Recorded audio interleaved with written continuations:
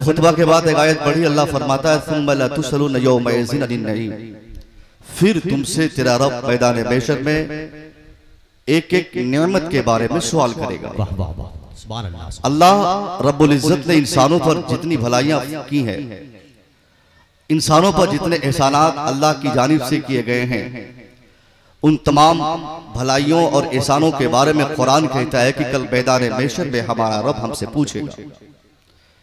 एक तरफ तो कुरान कहता है कि अल्लाह के इतने सारे एहसानात हमारे ऊपर हैं, वइन तअद्दू निअमतल्लाहि ला तुहसूहा, if you want to count the entire wealth of अल्लाह you can not count it.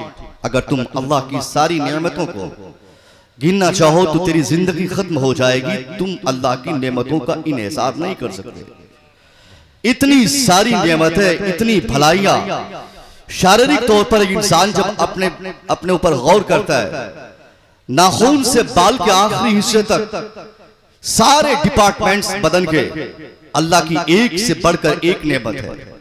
एक लुआब जिसे आम हालत में हम मायूब समझते हैं, लुआब की सूरत में भी अल्लाह ने इतनी बड़ी नेमत अता फरमाई।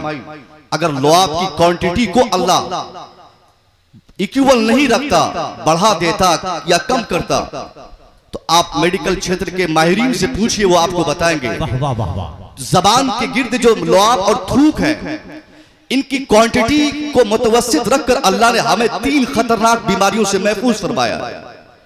जिसकी क्वांटिटी बढ़ जाती है या कम हो जाती है, लुआब बहुत ज्यादा आए या न आए, तो इसकी बुनियाद पर 3 बीमारियों में वो इंसान मुब्तला हो सकता है मुमकिन तौर पर।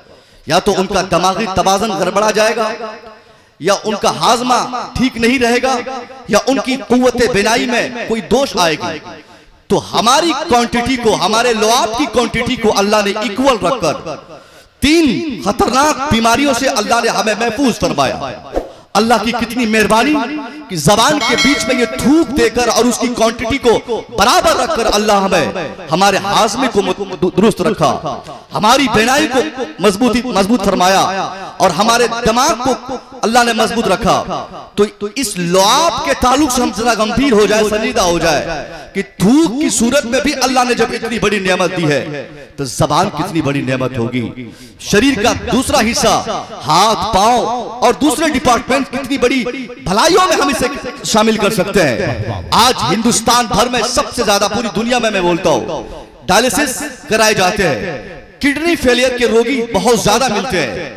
एक आदमी की जब किडनी काम करना बंद कर दे, डॉक्टरों के से राब्ता करने के बाद डॉक्टर उनके जीने का सिर्फ एक रास्ता बताता है, 1%, 99% जीने के रास्ते बंद।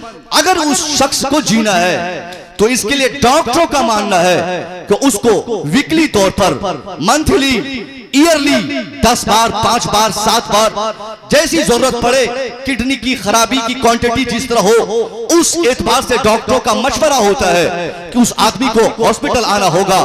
उसको एक मशीन पे लिटाया जाएगा, उसके शरीर के सारे ब्लड्स को पाइप के जरिए मशीन में डाला जाएगा और दूसरे तरीके से उसके खून को साफ करके उसके बदन में फिर डालकर उस आदमी के जीने का रास्ता उसके लिए आसान किया जाएगा। बस एक ही सूरत बची रहती है, जिसकी किडनी काम करना बंद कर दे, वो आदमी अब डायलिसिस कराए। एक मर्तबा हफ्ते में अगर डायलिसिस कराएगा, मुमकिन खर्च अभी आज के डेट में 10 से 20 हजार है। एक हफ्ते में 2 से 3 बार कराने होते हैं। महीने में आप अंदाजा लगाएं कि 5 से 10 बार, और साल भर में कितनी मर्तबा उस शख्स को जीना हो तो डॉक्टरों के यहाँ जाना पड़ेगा। इसी पीरियड में उसके घर के सारे पैसे खर्च होते हैं। वो आदमी मकरूज होता है, जेवरात बेचता है, जमीन बेचता है, मकान बेचता है, सारी प्रॉपर्टी को दांव पे लगाता है, जीने का रास्ता तलाश करता है, कहीं से मैं जी सकूं। डॉक्टरों के यहाँ हफ्तों में 2 बार जाएगा, 25-25 हजार रुपया उनको पे करेगा, और डॉक्टर्स उन पेशेंट को किसी मशीन पर लिटाकर उनके शरीर के सारे ब्लड्स को मशीन में डालकर 4 से 6 घंटे के इस प्रोसेस में 10 से 12 डॉक्टरों की निगरानी में उस शख्स को खिदमत करनी पड़ती है, डॉक्टर को खिदमत करनी पड़ती है उस शख्स के लिए, तब जाकर उसका खून साफ हो पाता है।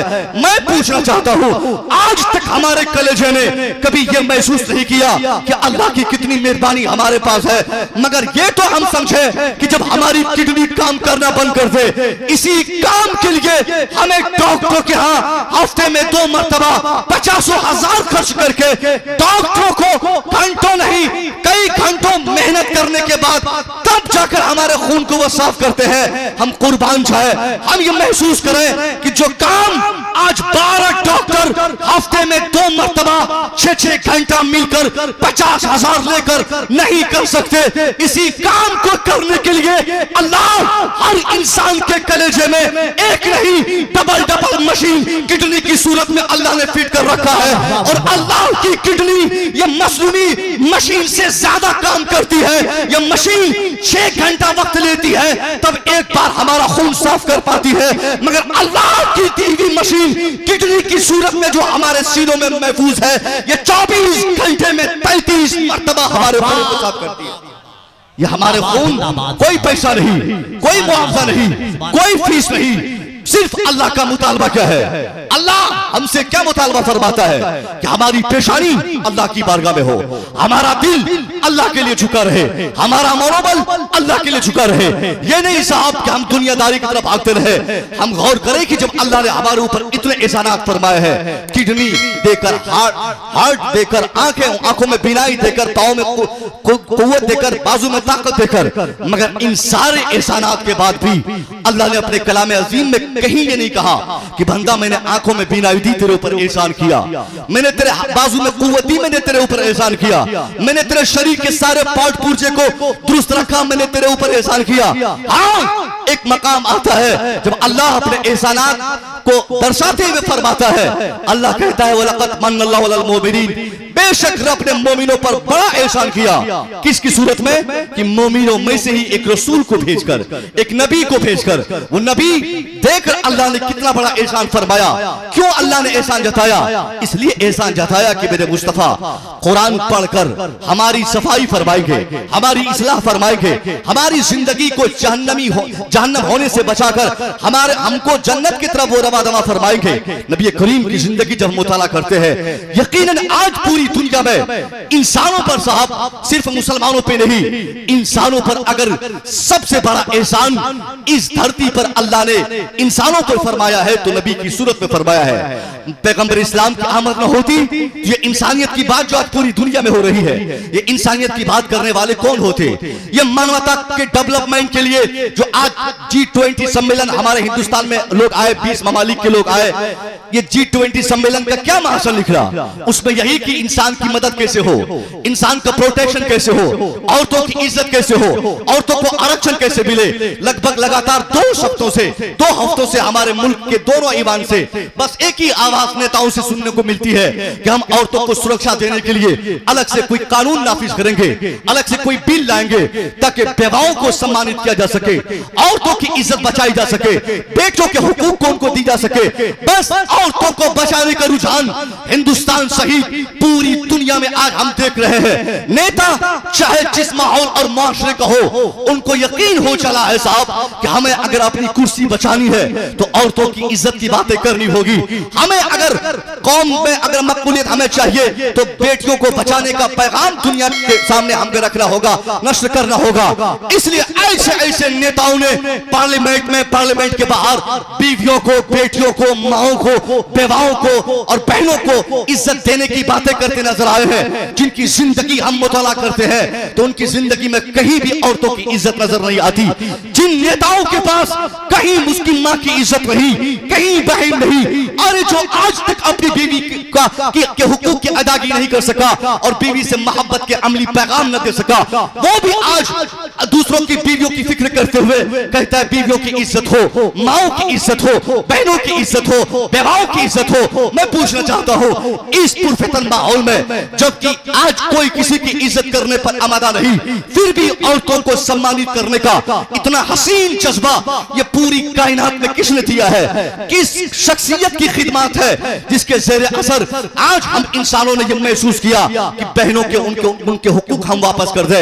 बेटियों की पैदाइश के बाद जिस दुनिया ने 40 दिन तक अपने लिए घर में कैद कर रखा हो और एक बाप की तमन्ना ये थी कि मेरे हाथ से तो बेटा आए, अगर किसी के घर बेटी की पैदाइश होती तो वो बाप 40 दिन तक घर से बाहर नहीं जाता, वो ये गुमान करता कि मैं घर से बाहर जाऊंगा तो कोई भी देखकर मुझे मनहूस समझेगा, कहेगा कितना मनहूस आदमी है, कितना बेकार इंसान है, इसके घर में एक बेटी आ गई। यानी जिस समाज में, जिस माहौल और माशरे में बेटियों के साथ वो दुर्व्यवहार होता कि जिसके घर बेटी पैदा होती, बेटी वाला शख्स 40 दिन तक घर नहीं छोड़ता और उसके पास जरूरत महसूस होती तो अपनी बेटी को जिंदा तरगोर कर देता। माओ के साथ वो दुर्व्यवहार किया जाता कि सगी माँ को 3 बेटों ने अपनी माँ को ओकास के मेले में 900 दिरहम में फरोख्त किया, यह हमें तारीख बताती है। यानी माँ और बहन बेटी जिनकी इज्जत जिस समाज में नहीं थी तो आप अंदाजा फरमाएं कि उस माहौल में बीवी की क्या इज्जत रही होगी, क्योंकि बीवी का ताल्लुक किसी भी शख्स से उनके खून से नहीं है। माँ का ताल्लुक हमसे हमारे खून से है, बहन का ताल्लुक हमारे डीएनए से है, बेटी का रिश्ता हमसे हमारे खून से है। बेटी, माँ, बहन ये सब ब्लड रिलेटिव्स में है, ये जो ब्लड से ताल्लुक रखते हैं। जब इनके साथ वो दुर्व्यवहार होता तो बीवियों के साथ क्या बर्ताव किया जाता था, बर्ताव किया जाता होगा, आप सिर्फ अंदाजा लगाएं और तसव्वुर करें। कसम खुदा की आप फैसला कर लेंगे कि आज पूरी दुनिया में जो औरतों को सम्मानित करने का जज्बा आज पूरी दुनिया को जो मिला है ये किसी और का एहसान नहीं, ये सिर्फ इस्लाम के पैगंबर का एहसान है। इस्लाम के पैगंबर ने उस जमाने में, जिस जमाने में माओ की इज्जत की दूर दूर तक कोई बात ही नहीं होती, जहां बेटों को जिंदा तरगोर करने का फैशन चला था, उस माहौल में 11 बीवियों के साथ मुस्तफा करीम ने जो आपने बर्ताव फरमाया है, सीरत का वो पाकीज़ा हिस्सा पूरी दुनिया को तादीद दे रहा है कि तुम मुझे देख और अपनी बीवी के साथ भी ऐसा ही बर्ताव कर। मुस्तफा करीम की जिंदगी जहां मुताला करते हैं, आपने जहां अपनी जिंदगी में माओ की इज्जत की बातें की, बहनों के हुकूक वापस दिलाए, बेटों की हुकूक की बातें आपने फरमाई, उसी मुस्तफा ने अपनी बीवी से मोहब्बत का अमली पैगाम, ऐसा खूबसूरत पैगाम अरब की सरजमीन पे आपने नश्र किया है। आज भी दुनिया अगर पढ़ ले तो जो लोग कहते हैं कि इस्लाम गलत मजहब है, इस्लाम टेररिस्ट फैलाता है, इस्लाम के पैगंबर के मैसेजेस अच्छे नहीं है, ये उनका गलत फैसला है। जरूरत इस बात की है कि हम पूरी दुनिया को यह बताने की कोशिश करें, अमली एतबार से पूरी दुनिया को हम ये बताएं कि आज बीवियों की इज्जत हुई है तो मुस्तफा की वजह से, औरतों को इज्जत मिली है तो मुस्तफा की वजह से, बहनों के हुकूक वापस हुए हैं तो मुस्तफा की वजह से। मुस्तफा करीम अगर अपनी जिंदगी में अमली पैगामात नहीं देते तो आज ये दुनिया जिस तरह हसीन मालूम पड़ती है, ये हुस्न दुनिया को ना मिला होता और ये खूबसूरती दुनिया में ना होती। अल्लाह की कसम आज इंसान होने के बाद भी हमारे दिलों में मानता नहीं होता, क्योंकि हमारा मजहब ही वो मजहब है जिसने सबसे ज्यादा और सबसे पहले इंसानियत का पैगाम दुनिया को दिया, मानवता का पैगाम दुनिया को दिया, औरतों को बचाने की बातें दुनिया के सामने रखी। इस्लाम के पैगंबर की जिंदगी पर है तो आपकी जिंदगी में सिर्फ रोजा, नमाज, हज और ज़कात हमें नहीं मिलेगा। ये जरूरी है कि आपने नमाज का पैगाम दिया, आपने रोजे का पैगाम दिया, आपने हज की बातें फरमाई, आपने ज़कात को कंपल्सरी किया। नमाज, रोजा, हज और ज़कात ये 4 ऐसे स्तंभ और ईमान इस्लाम में है जिस पर ईमान के बाद पूरा इस्लाम खड़ा है साहब। इन चारों की बातें जिस पैगंबर इस्लाम ने की और मानने वालों पर कंपल्सरी फरमाया, उसी पैगंबर की जब हम तारीख पढ़ते हैं, उनकी जिंदगी पढ़ते हैं तो बेटियों को सम्मानित करने का, बेटी वालों को सम्मानित करने का इतना बड़ा स्टेप आपने उठाया।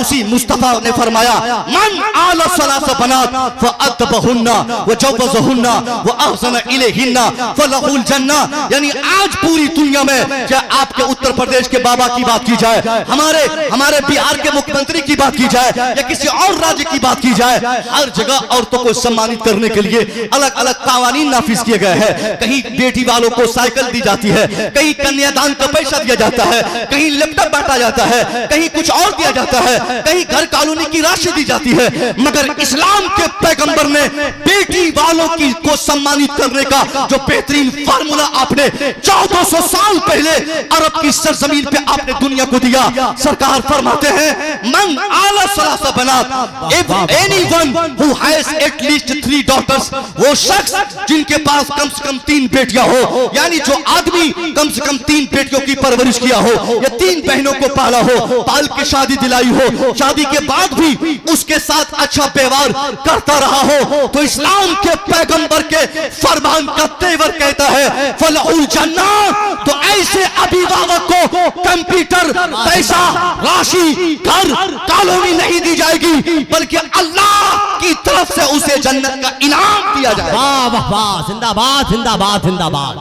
भाई तकरीर हो रही है। इस्लाम के पैगंबर ने औरतों को सम्मानित करने का यह बड़ा स्टेप उठाया। पार्लियामेंट के उन नेताओं से कोई कह दे कि आज जो तिरछी निगाहें उठाकर मुसलमानों को तुम जलील करने की कोशिश करते हो, पढ़ इस्लाम के पैगंबर की तारीफ।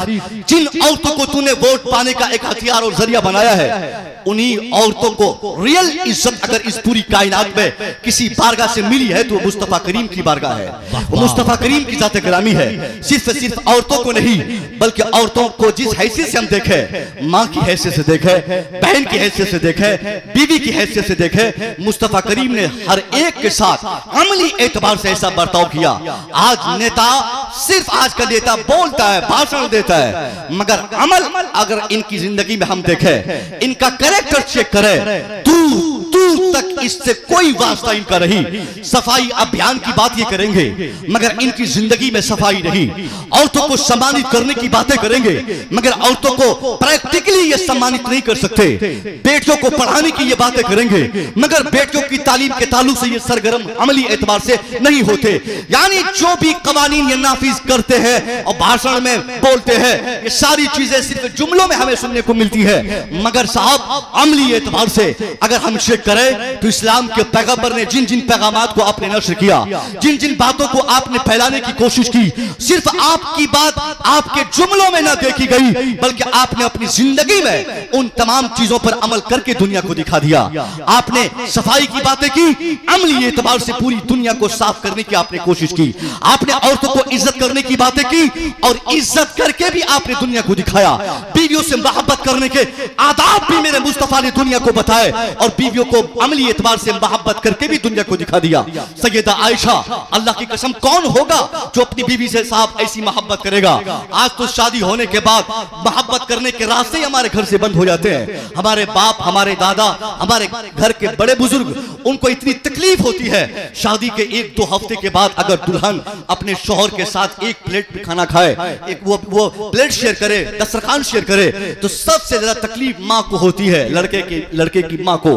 उसके बाद लड़के के वालिद साहब को ऐसा लगता है कि उसके बेटे को किसी ने छीन लिया हो। माँ बोलती है कि जब से ये डाइन हमारे घर में आई है, पहले तो सिर्फ बातें होती थी फोन पे, मगर अब तो ये खाना भी हमारे बेटे के साथ खा रही है। यानी ये तकलीफ होती है साहब, हमारे घरों में लोगों को तकलीफ होती है, क्यों मेरी बहू अब मेरे बेटे के साथ खा रही है। यानी ये माहौल चल पड़ा है कि मेरी बहू मेरे बेटे के साथ उस कदर चिपक के न रहे, मेरा बेटा अपनी बीवी के साथ इस कदर उनके साथ हमेशा बात ना करे, खाना ना खाए, उनके साथ गुफ्तगू ना करे, बस ऐसे दूर दूर से रिश्ता हो। ये हमारी माओ की ख्वाहिशात है, हमारे बुजुर्गों की बात है। मगर हम आपसे कहते हैं, इस्लाम के पैगंबर ने बीवियों से मोहब्बत का जो अमली पैगाम दुनिया को दिया है, अगर हमारे दिलों में ये मोहब्बत नहीं है तो हम जरूर लौटाए। इस्लाम के पैगंबर फरमाते, आयशा क्या कर रही हो? सैयदा आयशा कहती है, हुजूर मैं पानी पी रही हूँ। मुस्तफा फरमाते, आयशा मुझे भी पानी पीना है, मुझे भी प्यास लगी है। सैयदा आयशा आधा पानी पी ली और बचे हुए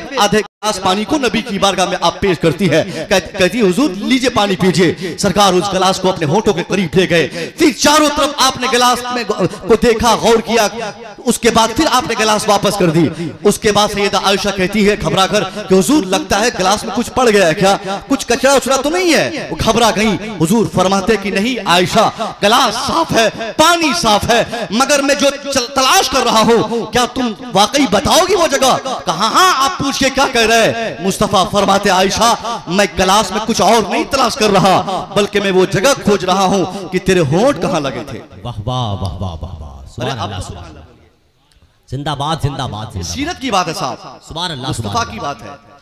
अमली एतबार से मुस्तफा ने बीवियों से मोहब्बत के इतने बड़े पैगाम दिए हैं। आज मुस्तफा करीम के नाम पर पूरी दुनिया खा रही है, हम भी खा रहे हैं, आप भी खा रहे हैं, मगर अमल हमारी जिंदगी में अगर कोई तलाश करे, ये किरदार मौजूद है क्या? बीवियों को हमने आज मार खाने की मशीन समझा है। थोड़ी सी गुंजाइश तक हमारे दिलों में नहीं रहती कि हम माफ कर दें। थोड़ी गलती हो जाए, वक्त पे कपड़ा साफ न हो, खाने में थोड़ा नमक हो जाए, या कोई ऐसी बात हो जाए तो हम ज़रा यज़रिबु की पूरी गर्दान उसकी पीठ पे कर देते हैं, कोई कमी नहीं छोड़ते हैं। साहब मुस्तफा करीम ने फरमाया आयशा कोई और चीज में नहीं तलाश रहा, मैं तेरे होंठों की वो जगह तलाश रहा हूँ जहां तूने अपने होंठों को लगाकर पानी पिया। मुस्तफा ने अमल से पैगाम दिया, बीवी के साथ खाना भी शेयर हो, दस्तरखान शेयर हो, उनका जूठा भी खाया जाए, ये मुस्तफा करीम की सुन्नत है। देखिए ना सुभान अल्लाह, इस कदर खामोशी। और पता नहीं क्यों, चूंकि मोहम्मदाबाद एक पढ़ी लिखी जमीन है, यहाँ पर आम आदमी जो पान की दुकान में हम लोग बोलते हैं, जो पान की दुकान में चूना लगाते हैं, वो भी बहुत महज़्ज़ब होते हैं। अदबी एतबार से उनकी काफ़ी अदब पर उनकी काफ़ी गिरफ्त होती है। ज़बान और अदब के हवाले से हर आदमी अब बेदार होता है, और यही वजह है कि यहाँ हिंदुस्तान भर में, आपके मऊ में और आजमगढ़ में और ये पूरे अतराफ में, पूरे हिंदुस्तान में अगर अपनी तालीम की बात की जाए, दीनी तालीम की, मदरसे की तालीम की बात की जाए, तो सबसे ज्यादा सटीक और बेहतर एजुकेशन इसी खित्ते को माना जाता है। हालांकि मदारिस हर जगह है, हर जगह पढ़ाई होती है, मगर मदरसे के बैकग्राउंड के बाहर भी अगर आदमी कुछ सीख पाता है तो वो यही जगह। बेशक बेशक। तो कहीं ऐसा ना हो कि मेरी बात बाउंस कर जाए। मैं अब अपने उस टारगेट की तरफ बढ़ता हूँ जो मैंने सोच रखा है मुझे क्या बताना है। मुस्तफा जरे रहमत ने अपनी सीरत से अपने मानने वालों को हर जमाने में जो पैगामात आपने दिए, आपके जिंदगी के 63 साल हिस्से को 40 साल तक बगैर इंफॉर्मेशन के मेरे मुस्तफा ने जिस अरब की सरजमीन पे आपने सुबह शाम की, 40 साल साहब कोई मामूली पीरियड नहीं है। जो आदमी 63 साल रहे, बाज़ाब्ता बज़ाहिर रहे, और वो 63 साल में 40 साल जिस एक मिशन पे लगा दे, यकीनन ये कहा जाएगा कि उस शख्सियत का सबसे बड़ा मिशन और सबसे बड़ी तहरीक वही होगी जो 40 साल जिंदगी में उन्होंने नाफिज फरमाई। इस्लाम के पैगंबर ने बैसत पैगंबर सिर्फ 23 साल आपने तकलीफ फरमाई, सिर्फ 23 साल। तो 40 साल आपने क्या किया? 40 साल यही इंसानियत का पैगाम, यही मानवता का पैगाम, यही ब्रदरहुड की बात है, यही इंसानियत की बात है। आपने अरब के उस रेगिस्तान में रहकर उन बद्दू सिफत लोगों के बीच जिनको ये तक समझ न थी कि कब क्या करना है, कब कहां क्या बोलना है, उनको बदल देना, उनमें तब्दीली ला देना। जिन लोगों ने अपनी माओं को बेचा हो, बेटियों को जिंदा दरगोर किया हो, अपनी बीवियों को ज़बह किया हो, सरेआम मजमे आम के सामने बीवियों को पत्थरों से मार दिया हो, उस समाज में तब्दीली लाना साहब बहुत बड़ी बात होगी। इस्लाम के पैगंबर ने जब 40 साल के बाद आपने लोगों के बीच अल्लाह एक है का पैगाम रखा, अल्लाह की बातें आपने शुरू की, कलमा आपने नशर फरमाया, कुरान पढ़ पढ़ कर लोगों की आप इस्लाह करने की आपने कोशिश की। अरब के लोगों में ऐसे माहौल बन गए, किसी ने आपकी जबान काटने की बातें की, किसी ने नौज़बिल्लाह सर काटने की बातें की, किसी ने आपकी तबलीगी रास्ते को रोकने की बातें की, किसी ने नमाज को रोकने की बातें की। मगर इस्लाम के पैगंबर ने तबलीग को न तबलीग करते ना चुके ना रुके, आप तबलीग करते रहे, तबलीगी मिशन आपके जारी रहे। लोगों ने कहा भी, मनाया भी, हुजूर आप तो इस कदर अथराइज्ड और बाख्तियार है, ये जो लोग आपको मारने और भगाने की बातें कर रहे हैं, इनके लिए आप बद्दुआ कर दे, इनके कलेजे बाहर आ जाएंगे, ये तबाह हो जाएंगे। मुस्तफा जन रहमत यकीनन इस कदर बाख्तियार थे, जो नबी अपनी उंगली के एक इशारे से सूरज को वापस फरमाए। जिस मुस्तफा करीम ने चांद को उंगली के इशारे से 2 टुकड़ा फरमाया हो, वह मुस्तफा इस कदर ऑथराइज्ड थे कि आप चाहते तो अपने दुश्मनों के लिए सिर्फ हाथ उठा देते कि अल्लाह मेरे दुश्मनों को तबाह बर्बाद कर दे, मेरे दुश्मनों को बर्बाद कर दे। यकीनन मुस्तफा का इधर हाथ उठता, उधर अबू जहल का कलेजा सीने से बाहर आ जाता, उतबा और शैबा पागल हो जाता, आपके दुश्मनों का वजूद धरती से खत्म हो जाता। कहने वालों ने कहा कि हुजूर इन लोगों की तबाही आप क्यों नहीं चाहते, मगर मेरे मुस्तफा ने सब्र और तहम्मुल के साथ अपनी तबलीगी मिशन को आपने जारी रखा, अपना काम करते रहे और जवाबन आपने कहा, ए मेरे दोस्त, ए मेरे लोगों, ए मुसलमानों, मैं इनके लिए क्यों बुराई चाहूंगा।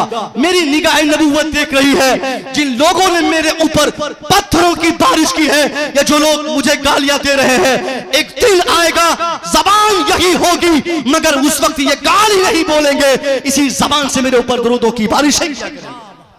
सुभान अल्लाह, सुभान अल्लाह। वही 23 साल में लोगों ने देखा कि जिन लोगों ने नमाज रोकने की कोशिश की थी, वो इतनी नमाज उन लोगों ने पढ़ी, इतने सजदे उन लोगों ने किए, कुरान उनकी नमाज की गवाही देते कहता है तराहुम रुक्कन सुजदा यब्तगून फज़लन मिनल्लाह।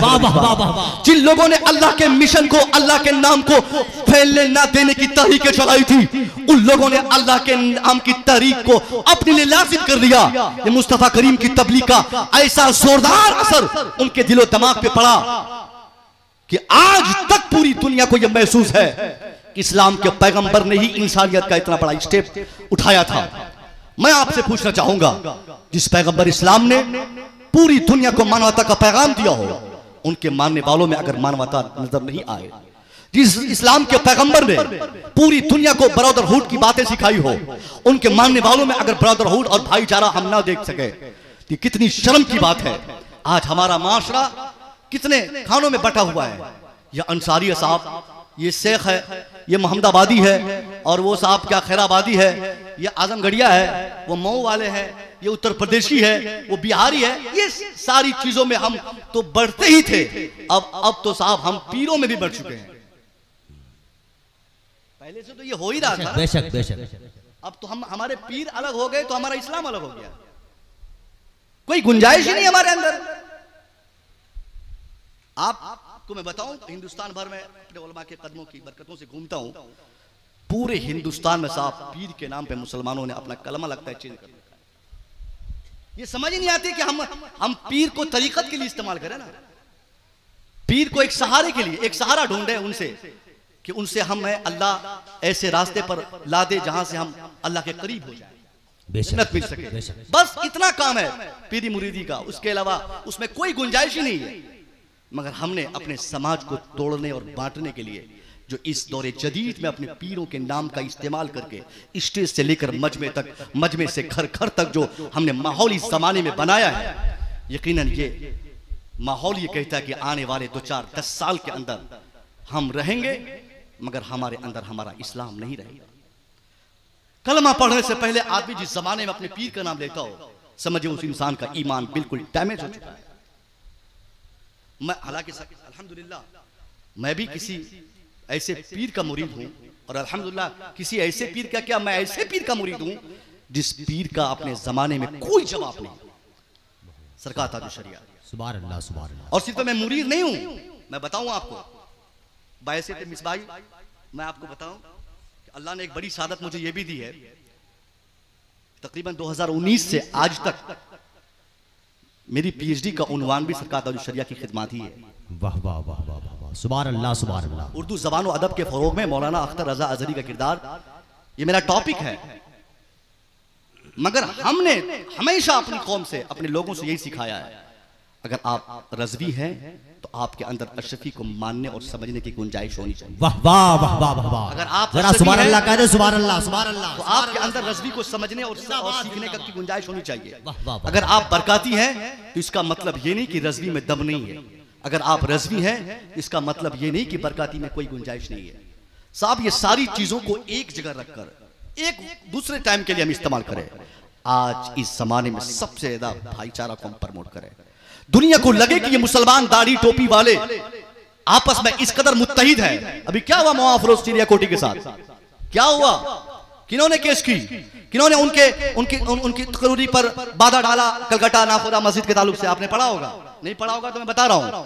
मौलाना फिरोज चिड़िया कोठी मिसबाही साहिब तसानीफ कसीदा, एक अजीम आलिम दीन हमारी जमात के, बेशक बेशक, कलकत्ता की उतनी बड़ी मस्जिद नाखुदा मस्जिद की इमामत के लिए उनका नाम सिलेक्ट हुआ और बहुत हद तक माहौल बन चुका था कि उनकी तकरीरी हो जाती, मगर दाढ़ी रखने वाला, टोपी लगाने वाला, 5 वक्त नमाज पढ़ने वाला, अल्लाह को एक मानने वाला, मुस्तफ़ा करीम की जात पर ईमान की बातें करने वाला, वही उनकी मुखालफत में आ गए और नतीजा क्या निकला, न तेरी न मेरी।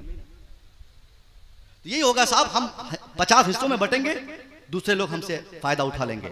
आज इस पूरी दुनिया में हम कुछ रहे ना रहे, एक कौम नजर आने चाहिए, हमको उनसे सबक लेनी चाहिए, सबक सीखनी चाहिए, जिनके यहाँ खुदाओं की क्वांटिटी आज तक एक ना हो सकी। बंगाल वालों से पूछिए साहब तेरे खुदा कौन है, तो किसी और शख्सियत का नाम बोलेंगे। उत्तर प्रदेशी को पूछिए तो आपका हु इज योर गॉड, या खुदा बमाने गॉड में ले रहा हूं, हु इज योर गॉड, तेरा खुदा कौन है, ये किसी और शख्सियत का नाम आपको सामने रख के बताएंगे। आप चले जाइए महाराष्ट्र में, वहां वो गणपति बाप्पा मोरिया अभी 3-4 दिनों से वही सब हो रहा है, वहां गणपति का नाम आएगा। गुजरात चले जाइए तो किसी और शख्सियत का नाम लेकर सामने आएंगे। वो लोग जिन लोगों के, जिनके माशरे में आज तक उनके खुदाओं की तादाद उनके रहबरों और रहनुमाओं ने, मजहबी रहनुमाओं ने आज तक फिक्स करके नहीं बताया कि उनके खुदा कितने हैं। कोई कहता है 1 लाख, कोई कहता है 2 लाख, कोई कहता है 1 करोड़, यहां तक कि 3.5 करोड़ खुदाओं को जिन लोगों ने मान रखा हो, हालात समझने के बाद बीते 25 सालों में वो लोग धीरे धीरे इस कदर मुत्तहिद हो गए कि आज इस हिंदुस्तान की हुकूमती सतह पर सबसे बड़ी कुर्सी पर वही लोग काबिज है। उनके पास सबसे ज्यादा विधायक, उनके पास सबसे ज्यादा मिनिस्टर, उनके पास सबसे बड़ी ताकत, उनके पास सबसे बड़ी कुव्वत है। क्यों? क्योंकि वो मुत्तहिद है। और कौन लोग मुत्तहिद हुए? जिनके समाज में इत्तेहाद की दूर दूर तक बातें नहीं थी, जहां अपर कास्ट, लोअर कास्ट, ऊंच और नीच की बातें होती थी, जहां पर एक आदमी अपने समाज में SC ST को जीने के कोई रास्ते नहीं दे पाते, उस समाज में आज इत्तेहाद की बातें हो रही है। मगर मैं आपसे पूछना चाहता हूं, जिनके खुदाओं की तादाद आज तक एक ना हो सकी हो, वो लोग आज मुत्तहिद है। मगर हम मुसलमान, चाहे उत्तर प्रदेश के हो, चाहे बिहार के हो, चाहे बंगाल के हो, चाहे उड़ीसा के हो, चाहे हिंदुस्तान के हो, चाहे ऑस्ट्रेलिया के हो, चाहे पाकिस्तान के हो, चाहे इंडोनेशिया को हो, मुसलमान होना चाहिए। उनसे सवाल कीजिए, हु इज योर अल्लाह, तेरा खुदा कौन है? हु इज योर क्रिएटर, तुझे पैदा करने वाला कौन है? मुसलमान होना चाहिए। वो मुसलमान चाहे बंगाल का होगा, या बिहार का हो, या उत्तर प्रदेश का हो, या वो हिंदुस्तान का हो, या वो नेपाल का हो, या वो चाइना का हो, या वो मलेशिया का हो, वो जहां का भी होगा, उनसे जब सवाल किया जाता है तेरा खुदा कौन है, जवाब मिलता है रब्बी अल्लाह, मेरा रब अल्लाह है, मेरा खुदा अल्लाह है, मेरा पैदा करने वाला अल्लाह है। जब खुदा की हैसियत से मुसलमानों का खुदा अल्लाह, चाहे उत्तर प्रदेश का मुसलमान हो वो इंडिकेट करे, या बिहार का मुसलमान हो वो इशारा करे, तो साहब जब हमारा खुदा एक, हमारा इस्लाम एक, हमारा मजहब एक, हमारा कानून एक, हमारा नजरिया एक, तो ये 50 खानों में बंटने का क्या मतलब होता है? इसका मतलब क्या है साहब? हमने अपनी जिंदगी की तरक्की को खुद से ये खानों में बांट कर तोड़ा है। अल्लाह की कसम, हम गैरों से सबक सीखे, पॉलिटिकली सियासी एतबार से भी कम हम एक हो जाए। हाँ, हम मुसलमानों में अगर जिनका अकायद दुरुस्त न हो, जिनका नजरिया इस्लामिक एतबार से दुरुस्त न हो, मतलब कि आला हजरत के तनाजुर में जिनके अकायद में कोई कमी हमें नजर आए, तो जरूरतन हम उनकी इस्लाह करें। उसके बाद भी वो इस्लाह करने के बाद भी न सुधरे तो उनसे हम अलग से कोई गुफ्तगू कर लेंगे। मगर आलमी सतह पर सियासी एतबार से हम दुनिया को ये बावर कराए, दुनिया को ये बताएं कि साहब हम पूरी दुनिया के मुसलमान एक है। ये इत्तेहाद का फार्मूला होगा जिसके तनाजुर में पूरी दुनिया में हम अपने इत्तेहाद की ताकत को दर्शाने में कामयाब होंगे, और दुनिया हमारी यूनिटी को देखकर खौफजदा होगी, और नतीजा ये निकलेगा हम अपने इत्तेहाद से दुनिया को भी मुत्तहिद कर देंगे और खुद भी मुत्तहिद रहेंगे। वाह वाह वाह वाह भाई, जिंदाबाद। और ये भी हम नहीं कहते कि मुसलमान कोई भी हो साहब उनको एक मान लो, वैसे भी मसले के आला हजरत के तनाजुर में इसकी कोई गुंजाइश नहीं है, सुनिए स्पष्ट। मगर मैं सियासी तौर पे बोल रहा हूं, सियासी एतबार से अकायद के मामले में अगर किसी में कोई कमजोरी नजर आए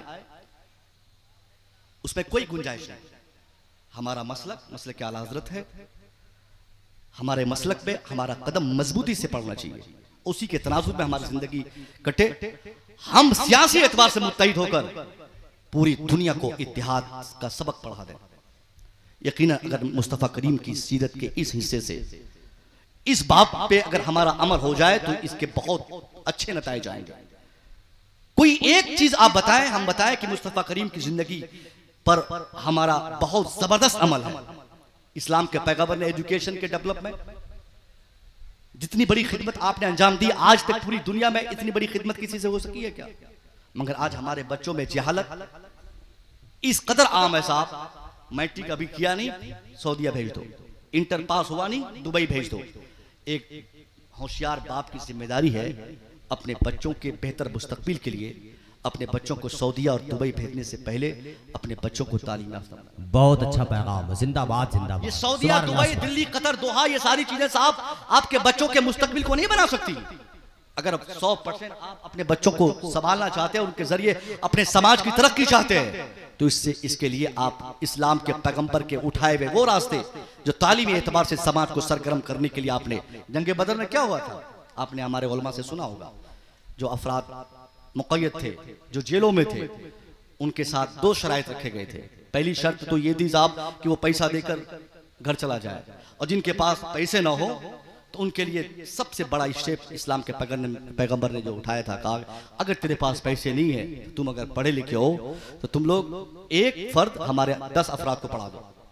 वाह वाह, अरे कहिए सुभान अल्लाह, सुभान अल्लाह। अब जेल में हमारा दुश्मन बंद है, हम तो यहाँ चौराहे पे भी अपने किसी मुखालिफ को पाते हैं तो गर्दन पकड़ लेते हैं और ताक में लगे रहते हैं कि चलो हम खैराबादी, तुम आओ, तुम कभी महमदाबाद हमारे आदत देख लेंगे।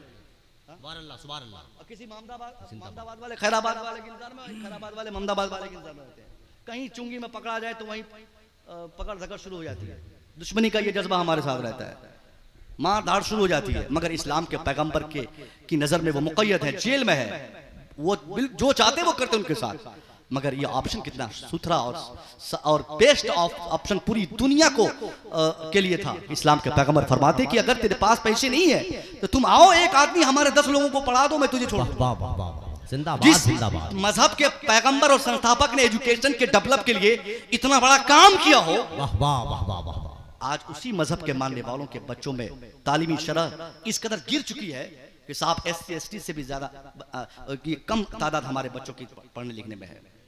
कितने IAS ऑफिसर, मैंने अशरफिया से कहा था इसी बार, उससे हाफिज मिल्लत में हम 18 या 20% हैं हिंदुस्तान में। IAS कितने % हमारे बच्चे बनते हैं? 2%, 1.5%, 1%। सिर्फ 20% हम क्या गोश्त खाने के लिए जिंदा है क्या? और बाद में हम चिल्लाते हैं कि हमारी हुकूमत हमें हमारे हुकूक को नहीं देती। योगी जी, मोदी जी या कोई जी हो, उनको इतनी अकल है किसी जाहिल को IAS नहीं बनाया जाता। उनको इतना मालूम है किसी अनपढ़ को इंजीनियरिंग की डिग्री नहीं दी जाती। उनको यह पता है कि जो अंगूठा छाप होगा या जो पढ़ा लिखा नहीं होगा, बमुश्किल मैट्रिक तक पढ़ा होगा, उनको किसी ऑफिस में हम नहीं बैठा सकते।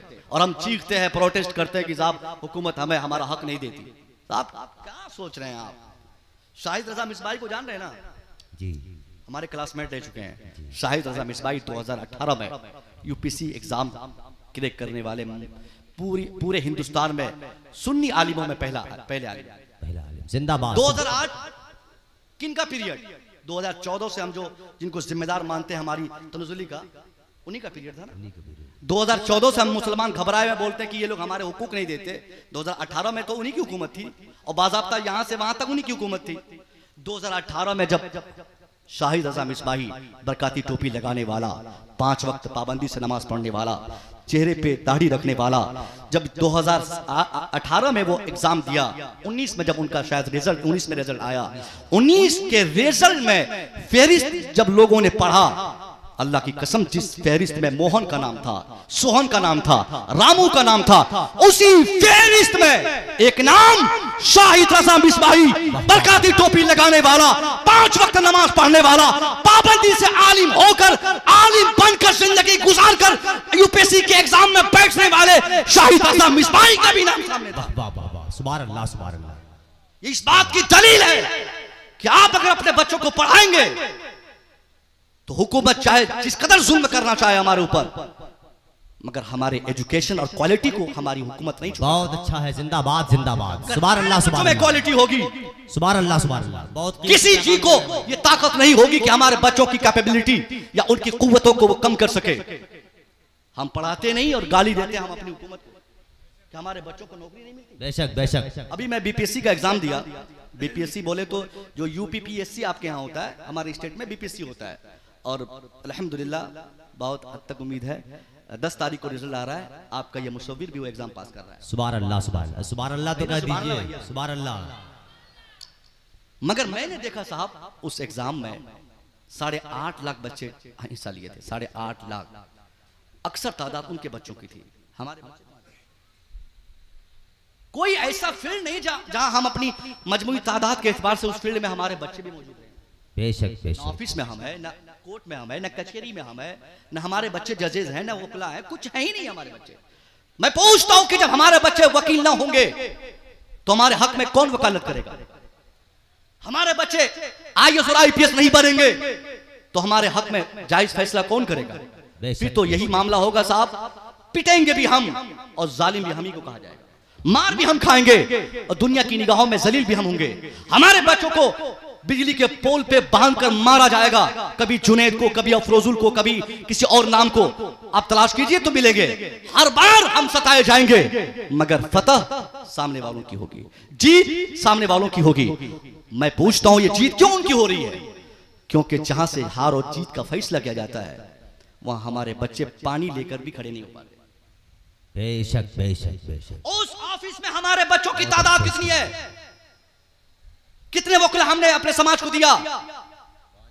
आप अपने बच्चों को पढ़ाएं वकील। जिंदाबाद जिंदाबाद जी। आपका जुमला से बहुत खतरनाक था, ये पानी लेके खड़े नहीं हो पाते वहां पर। सही कहना ये औकात हमारी है। जब हमारे बच्चे उस ऑफिस में रहेंगे नहीं तो कुरान की हकानियत की बातें कौन कहेंगे? हमने जलसों में से जन्नत बांटी हजरत। हाँ, वही तो आप तकरीर कर रहे हैं, तकरीर कर रहे हैं भाई। सुभान अल्लाह सुभान अल्लाह, सलाम है आपको माशाअल्लाह, सुभान अल्लाह सुभान अल्लाह। अगर वाकई हमको अगर इसका इंतजार है कि हम सुभान अल्लाह हर फैसले हमारे हक में हो। देखिए कानूनी एतबार से एक बात बोलता हूँ, चूंकि मैं भी एक जिम्मेदार आदमी हूँ, हमें अपनी हुकूमत के हर फैसले का एहतराम है। माननीय सुप्रीम कोर्ट हो, हाई कोर्ट हो, सिविल कोर्ट हो, हर फैसले का हमारा अकीदा अपने मुल्क के लिए इतना मजबूत है कि अभी रात है ना, सुप्रीम कोर्ट के जज या हाई कोर्ट के जज साहब ये बोले कि अभी दिन हो चुका है तो हम मान लेंगे, मगर एहतराम है और हम पर अमल करना ये लाजिम नहीं है। सुनिए, कानून ये कहता है आप हुकूमत को चैलेंज नहीं कर सकते, आप उनके फैसले का एहतराम करके उसके ऊपर डबल पेटिशन, सेकंड पेटिशन, उसके ऊपर अलग से एतराज कायम कर सकते हैं, मगर एहतराम करते हुए। ये नहीं कि हम नहीं मानेंगे सुप्रीम कोर्ट को। नहीं साहब, क्यों नहीं, ये मुल्क हमारा है, सुप्रीम कोर्ट हमारा है, उनको उसके हर फैसले का एहतराम करना होगा। मगर मैं पूछता हूँ, लेटेस्ट में जितने फैसले हुए हैं उसमें सबसे बड़ा फैसला जो हमारी इबादत गाहों के ताल्लुक से जो किए गए, क्या फैसला किया गया? यही ना, क्या सब बात ठीक है मगर मस्जिद यहां से वहां बनी, सब ठीक है, सारी गवाही हो गई, सारी तरफ से सब कुछ गवाह गुजर गए, उसके बाद भी कहना पड़ा कि साहब तेरी तादाद इतनी नहीं है कि तेरी बात मानी जाए। अगर तुझे अपनी इबादतगाह को बचानी है या मस्जिद बनानी है तो जाओ वहां से 25-30 किलोमीटर दूर, तुमको मैं जमीन देता हूं, वहीं बना लो। सब मानकर भी कहा गया।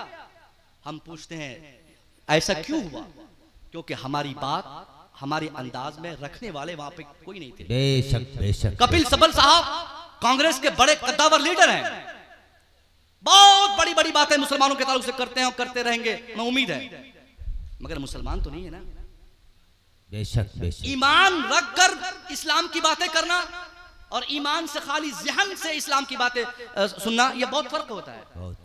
वो खाली ज़हन इंसान है, उनके दिल में इस्लाम नहीं है, उनके ज़हन में ईमान की कदर कीमत नहीं है। मैं पूछता हूं, अगर एक कपिल सिब्बल ने अगर हमारी बातें, हमारी आवाज उठाई है, अगर उसकी जगह पर कोई साहिब ईमान होता तो उन उठाई हुई बातों में और ज्यादा हम शिद्दत देखते, बेशक बेशक, और ज्यादा उसमें निखार आता। तो हम आपसे गुजारिश करेंगे कि आप अगर चाहते हैं कि हर मैदान में कामयाब हो, बाद में आपका बेटा जाएगा सऊदीया, 10 साल बाद जाएगा तो कतर, 5 साल के बाद जाएगा आपका बेटा सऊदीया, पहले आपका बेटा बाज़ाब्ता तालीम पाले, आपका बेटा पढ़कर अपने समाज का एक जबरदस्त वकील बन जाए, अपने मुआशरे का एक जबरदस्त IAS और IPS बन जाए। अल्लाह की कसम, जो ऑफिस आज नजर आ रहे हैं, जो कचहरियां आज नजर आ रही हैं, ये कचहरियां कल भी होंगी अगर हमने अपने बच्चों को पढ़ाकर वकील और जज बनाया। ये दीवार उनकी होगी, कुर्सी उनकी होगी, उस पर हुकूमत हमारी और हमारे बच्चों की होगी। वाह वाह वाह वाह वाह वाह, जिंदाबाद जिंदाबाद, सुभान अल्लाह सुभान। वरना सिर्फ प्रोटेस्ट करके दिल्ली में, पंजाब में, हरियाणा में बेटी बहन को लेकर जा भीड़ दिखाकर हम हुकूमत से कुछ नहीं पा सकते। 1 घंटे में नहीं, 1 मिनट में। हम कहते हैं आपको 1 मिनट नहीं लगेंगे तमाशा देखने को, आ जाएगा, हमारे होश ठिकाने हो जाएंगे। ये 500, 1000, 10,000 इधर आ गए, 5,000, 20,000 वहां चले गए, और 2-3 महीने जाकर क्या बोलते हैं वो दिल्ली में रामलीला मैदान में खड़े हो जाएंगे। उससे क्या कामयाबी मिल जाएगी? आमली एतबार से हमको अपने इस्लाम पर कदम बढ़ाना पड़ेगा। इस्लाम के पैगंबर की सीरतों पर अमल करके दुनिया हम फतह कर सकते हैं। तादाद से इस्लाम और इस्लाम के पैगंबर ने कभी कामयाबी नहीं पाई है। जंगे बदर में हमारी तादाद कितनी थी? 313, मगर सामने 1000 की तादाद, तलवार, भाले और उस वक्त के लेटेस्ट जो हथियार थे उससे लैस होकर घोड़े, खच्चर, ऊंट सबको लेकर वो लोग दुश्मन आए थे। मगर मुसलमान जो भूखे नियत थे, खाना भी नहीं, तलवार भी नहीं, मगर सहाबा ने कहा सरकार मैं कैसे लड़ूंगा इनके साथ, मेरी तादाद भी कम है, मेरे पास अफराद नहीं है, मैं भूखा भी हूं। मुस्तफा मुस्कुराए, आपने हुक्म दिया कि जाओ खजूर की टहनियां कटवाओ। खजूर की टहनियां कटवाई गई। आपने अपने मानने वालों को एक तरफ से आपने पकड़ा दिया, कहा जाओ लड़ने के लिए। आज की तरह हमारी तरह मुसलमान होता तो वो बोलते कि सरकार हम तलवार के मुकाबले में खजूर की टहनियों से कब तक मुकाबला करेंगे, मगर नहीं, उनका ईमान इतना मजबूत था, मुस्तफा की जात पर इस कदर यकीन कामिल था। वो मुस्तफा करीम ने जैसे ही खजूर की टहनियां आपको पकड़ाई, वही पकड़ी हुई खजूर की टहनियों को लेकर जब मैदान बद्र में लड़ने पहुंचे, तारीख बताती है भूखे मुसलमान जब खजूर की टहनियों को लहराना शुरू किए तो 1000 की तादाद में तलवार के साथ मैदान बद्र में खाना खाकर पहुंचने वाले कुफार को हार नसीब हुई। खजूर की टहनी चलाने वालों को अल्लाह ने जीत नसीब की। वाह वाह वाह वाह वाह, जिंदाबाद जिंदाबाद जिंदाबाद। अगर ईमान मजबूत हो, मुस्तफा करीम की जाते गरामी पर यकीन कामिल हो, तो खजूर की टहनी में भी अल्लाह तलवार की ताकत अता फरमाता। कोई जमाना ऐसा नहीं था साहब हमारी तादाद ज्यादा रही हो। कोई जमाना ऐसा नहीं कि हमारे मुस्तफा या हमारा इस्लाम अपनी तादाद की बुनियाद पर दुनिया में हुकूमत करने को आगे बढ़ाओ। जब हम 313 सामने 1000, जब हमें 1000 सामने 10,000, जब हम 10,000 सामने 1 लाख, जब हमें 1 लाख सामने 1 करोड़, जब हमें 1 करोड़ सामने 50 करोड़। मगर कामयाबी अल्लाह ने हमेशा उन्हीं को बख्शी जिनका ईमान अल्लाह पर मजबूत है। जिंदाबाद जिंदाबाद। हम अपना मुहासबा करें, अपनी अकाउंटेबिलिटी करें, दूसरों को गाली देने से पहले, दूसरों को बुरा भला कहने से पहले, दूसरों को अपनी नाकामी का जिम्मेदार बनाने से पहले हम अपना मुहासबा करें, अपनी अकाउंटेबिलिटी करें कि हमने चूक कहां की है, हमने गलती कहां की है, हमसे मिस्टेक कहां हुआ है। आज हमारा जलसा साहब, इतना जलसे में भी आज हम होशियार नहीं पाते। हर जगह देखते हैं इस जलसे को सियासत हाजरा से कोई ताल्लुक नहीं होगा। अरे क्यों भाई, क्यों नहीं होगा सियासत से ताल्लुक जलसे को? अगला साहब पर्ची पढ़ता है तो सियासत लोग कहते हैं। बाबा है ना, अभी बिहार भी हमारे यहाँ आए थे, क्या क्या लिख के लाते हैं, क्या लिखते हैं, पर्ची पढ़ते हैं। अब मंत्री जी उनके साथ हैं, मुख्यमंत्री उनके सपोर्ट में है, उनके लिए हेलीकॉप्टर प्रोवाइड किया जाता है। तो अगला महफिल सजाकर पर्चियां पढ़ने का काम करे तो पॉलिटिक्स हो जाए, छींके तो पॉलिटिक्स हो जाए, दौड़े तो पॉलिटिक्स हो जाए।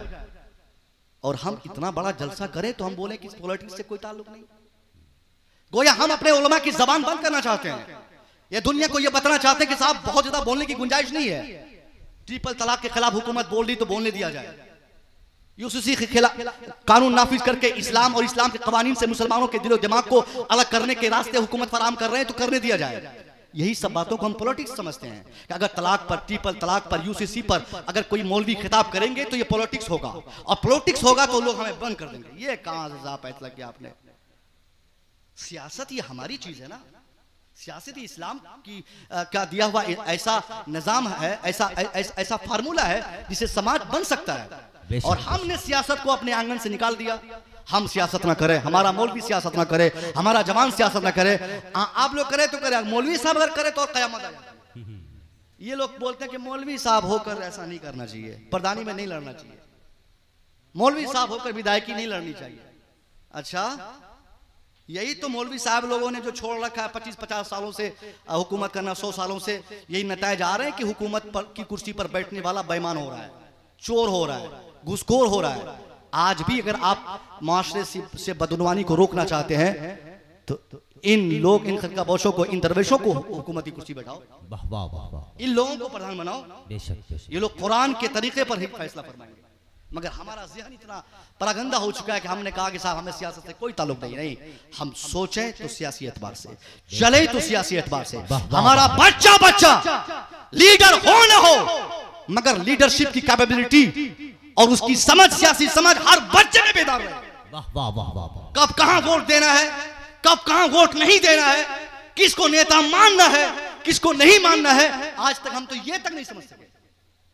बस सिर्फ हम ये जानते हैं कि साहब कौन हमारी बात कर लेता है, कौन हमें मुत्तहिद करने की बातें करता है, कौन हमें रसगुल्ला दिखाकर गुलगुल्ला पकड़ाता है। बस यही 2-4 गुलगुल्ले में हम ईमान अकीदा सब बेच देते हैं। नहीं, हम अपनी मजमूई, हम मुश्तरका ज़रूरतों को महसूस करके हम किसी को वोट करें। ये ऐसी बातें हैं जिसकी ज़रूरत यकीनन हमने महसूस की थी, मैंने आप तक बताई, पहुंचाई। इंशाअल्लाह मैं उम्मीद करूंगा कि आप और हम मुस्तफ़ा करीम की आमद के इस हसीन जलसे से ये सीख कर जाएं कि हमारी जिंदगी तब कामयाब मानी जाएगी जब हम अपनी जिंदगी को मुस्तफ़ा करीम की सीरत के मुताबिक गुजारेंगे।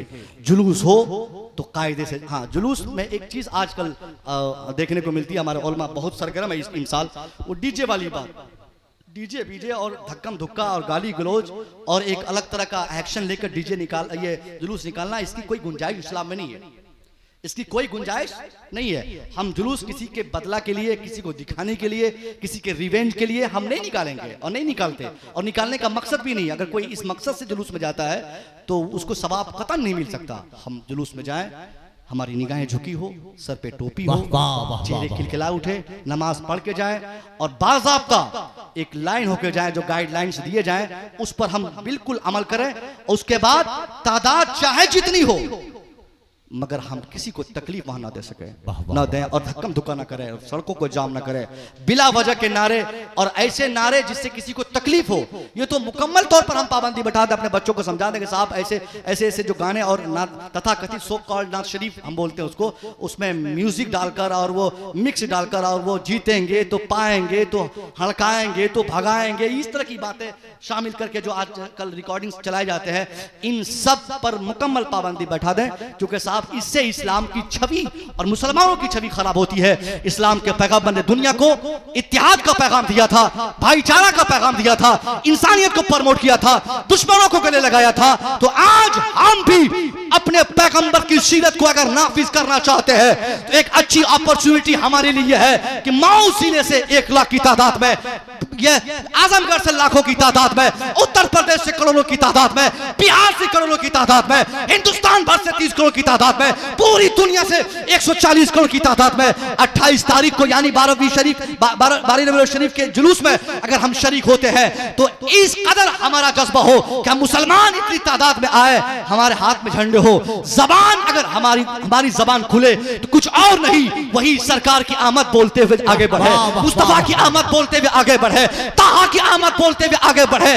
कसम खुदा की, वो दुश्मन हमारे जो आज तक हमको गालियां देते नहीं थकते, वो जब गौर से हमको देखेंगे, करीब आकर मुलाहाजा करेंगे कि क्या हो गया मुसलमान को, महमदाबाद के मुसलमान को, मऊ के मुसलमान को, उत्तर प्रदेश के मुसलमान को, ये करोड़ों की तादाद में सड़कों पे आए हुए हैं, कर क्या रहे हैं, बोल क्या रहे हैं। तो हमारे दुश्मन जब हमारे करीब आकर हमें मुलाहाजा करेंगे तो यकीनन वो यही कहते फिरेंगे कि महमदाबाद के हजारों मुसलमान आज सड़कों पे हैं, मगर इतनी भीड़ के बाद भी किसी को धक्का नहीं, किसी को गाली नहीं, किसी पर जुल्म नहीं, किसी पर अत्याचार नहीं। और ये मुसलमान लाखों करोड़ों की तादाद में, मिशन एक, इरादा एक, बोली एक, बातें एक, और ये किस मुस्तफा की बातें कर रहे हैं, किस मोहम्मद की बातें कर रहे हैं सल्लल्लाहु अलैहि वसल्लम, और किस नबी की बातें कर रहे हैं। वो काफिर देखकर घबरा कर अपने लोगों से कहते नहीं थकेंगे कि जब अहमदाबाद के मुसलमानों में इस कदर तहजीब हमने देखी है तो ये जिस नबी का नाम ले रहे हैं उस नबी का मामला कितना अच्छा होगा। वाह वाह वाह वाह वाह, क्योंकि किरदार से दुनिया को बताया जाएगा। वाह वाह वाह। कुरान पढ़ के हदीस पढ़ के हम काफिरों को नहीं समझा सकते। उनको क्या जरूरत पड़ी कुरान पढ़ने की? हमारे बच्चे नहीं पढ़ते तो वो क्यों पढ़ेंगे? बुखारी शरीफ क्यों साहब कोई पंडित जी पढ़ेंगे? वो अपनी किताब नहीं पढ़ते तो हमारी किताब क्या पढ़ेंगे? तो हम अगर चाहते हैं दूसरों को मुतासिर करना तो ये अच्छा मौका है, अच्छी अपॉर्चुनिटी है। हम अमल से दुनिया को अमल की दावत है। बहुत अच्छा। दुनिया भर के तमाम मज़ाहिब, जितने भी मज़ाहिब, जितने भी संस्था है, अपने कवानीन उसूल से ज्यादा अपने मानने वालों के किरदार से दुनिया में मुतारफ हुआ है। वाह वाह वाह, समझ रहे हैं? अपने मानने वालों के किरदार से पहचाना गया है। इस्लाम ने भी पूरी दुनिया में जो शासन की है अपने मानने वालों के किरदार से। तो मज़ाहिब जहां अपने मानने वालों के किरदार से पहचाने जाते हैं वहीं उनकी बदकिरदारी से बदनामी का एक सबब भी बनता है। बेशक। मैं आपसे कहूंगा कि आप और हम अपने समाज के दूसरे अफराद को अगर इस्लाम समझने की दावत दें तो अपने किरदार से ऐसी बातें करें, ऐसा कदम उठाएं, ऐसा रहें, ऐसी खुशगुफ्तारी से हमारी ज़िंदगी कटे और इस कदर हम मुस्कुरा कर हंस कर एक दूसरे से ताल्लुकात पैदा करें कि हमारे इस भावना को देखकर दूसरों को कहना पड़े यकीनन हमारे समाज में जो शांति है ये मुसलमानों की वजह से शांति है। मैं दुआ करूँगा कि मौला तबारक तआला ये अशरफिया लाइब्रेरी कमेटी के जो मेंबरान हैं इनके हौसले को अल्लाह बुलंद फरमाए।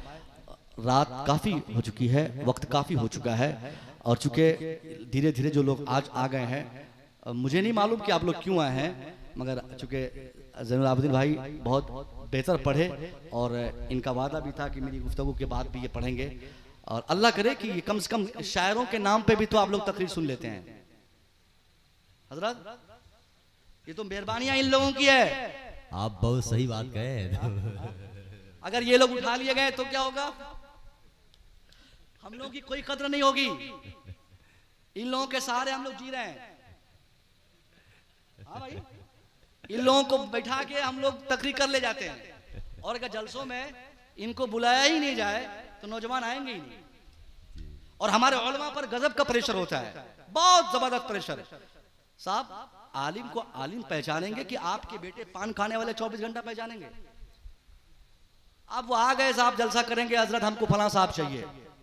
हमारे मौलाना साहब कहेंगे कि नहीं फलां साहब को बुलाओ, तो वो कहेंगे फलां साहब को बुलाइए। अब जिनका ना ईमान सही, ना अकीदा सही, ना मसले के एतबार से पुख्तगी, किसी एतबार से हमारे मजलिस का हिस्सा बनने का कोई काबिल नहीं, ऐसे ऐसे लोग भी हमारी महफिलों में आके घंटों बोल के जा रहे हैं। ये सिर्फ हमारे बच्चों की कमी की बुनियाद पर। और नात पढ़ने वाले नात के नाम से कैसे कैसे नाटक करके जा रहे हैं, सिर्फ आपके बच्चों अपने हमारे बच्चों की वजह से। हम अगर अपने मजलिस की कामयाबी 100% चाहते हैं तो उलमा शोरा खुतबा का सिलेक्शन हम अपने उलमा के सहारे करें। उलमा से पूछें हजरत हमारी महफिलों के लिए कौन बेहतर होंगे, किनको हम अपने जलसों में बुलाएं। बहरहाल ये हमारे मोहतरम मास्टर मोहम्मद अहमद साहब, ये लोग हम लोगों को बुलाए और इनके तमाम नौजवान कमेटी के उनका सपोर्ट रहा, इतना बड़ा जलसा हुआ। मैं सबका शुक्रगुजार हूँ। हमारे उलमा अब तक बैठे रहे, इनका सपोर्ट मिलता रहा। मैं सबकी दुआएं लेकर तौबा करता हूँ। अस्तगफिरुल्लाह रब्बी मिन कुल्लि ज़ंबि व अतूबु इलैह। अस्सलामु अलैकुम।